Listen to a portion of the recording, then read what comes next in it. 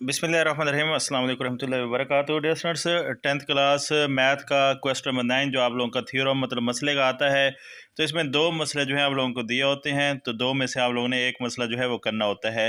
तो स्टूडेंट्स जो हैं वो काफ़ी कंफ्यूज होते हैं मसले को लेकर के दो चैप्टर के थ्योरम हैं तो हम किस तरह करेंगे।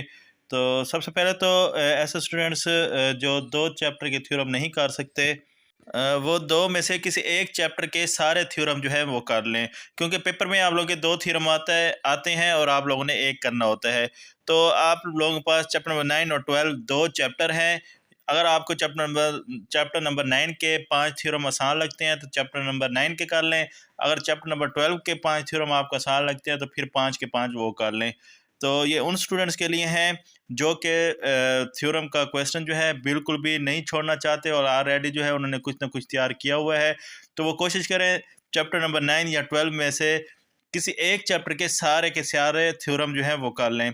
वो स्टूडेंट्स जिनको थ्योरम अभी तक तैयार नहीं है तो उनको मैं मोस्ट इंपॉर्टेंट थ्योरम बता देता हूँ। चैप्टर नंबर 9 के भी बता दूंगा और चैप्टर नंबर 12 के बता दूंगा। चैप्टर नंबर 9 थोड़ा ईजी है और चैप्टर नंबर 12 थोड़ा मुश्किल है थ्योरम के लिहाज से। तो चैप्टर नंबर 9 लेकिन चैप्टर नंबर 12 जो है उसके 3 थ्योरम जो हैं वो जो है ज़्यादा इंपॉर्टेंट है। अगर चैप्टर नंबर 12 के आप 3 थ्योरम कर लेंगे तो आपका थ्योरम वाला क्वेश्चन जो है वो कंफर्म हो जाएगा। और अगर आप चैप्टर नंबर 9 जो है करना चाहते हैं तो फिर आप इसका जो पांचवा थ्योरम है वो सबसे ज़्यादा इम्पोर्टेंट है। उसके बाद दूसरा जो थ्योरम है वो उसके बाद इम्पोर्टेंट है और उसके बाद तीसरे नंबर पे जो है वो चौथा थ्योरम इम्पोर्टेंट है। मतलब पांचवा सबसे ज़्यादा इम्पोर्टेंट है नाम चैप्टर का, और उसके बाद जो है वो दूसरा चैप्टर थ्योरम है और तीसरे नंबर पे जो है वो चौथा थ्योरम है। तो ये तीन थ्योरम है मोस्ट इम्पोर्टेंट, पांचवा, दूसरा, फिर चौथा। तो तरतीब के लिहाज से ये मोस्ट इम्पोर्टेंट है चैप्टर नंबर 9 के। और चैप्टर नंबर 12 के पहला, दूसरा और चौथा ये थ्योरम जो है इम्पोर्टेंट हैं तरतीब के लिहाज से भी और वैसे भी। तो चैप्टर नंबर 12 के ज़्यादातर जो है मतलब यूँ समझें कि 80-90% जो है थ्योरम का क्वेश्चन चैप्टर नंबर 12 से इन तीन थ्योरम से जो है वो पूछा जाता है।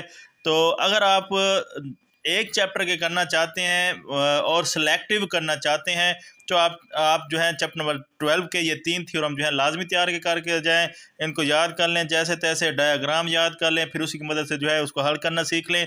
तो मोस्ट इंपॉर्टेंट ये तीन थ्योरम हैं 12वें चैप्टर के। अगर आप सिलेक्टिव तैयारी करना चाहते हैं इनको कर लें। अदरवाइज़ अगर आप अच्छी तैयारी करना चाहते हैं तो 9वें या 12वें में से किसी एक चैप्टर के जो हैं आप सारे थ्योरम जो हैं वो कर लें।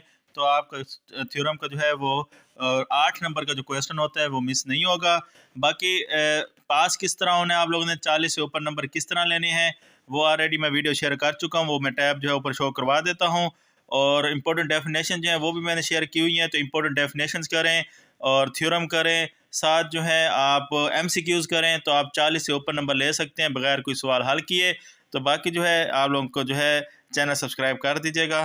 अल्लाह हाफिज़।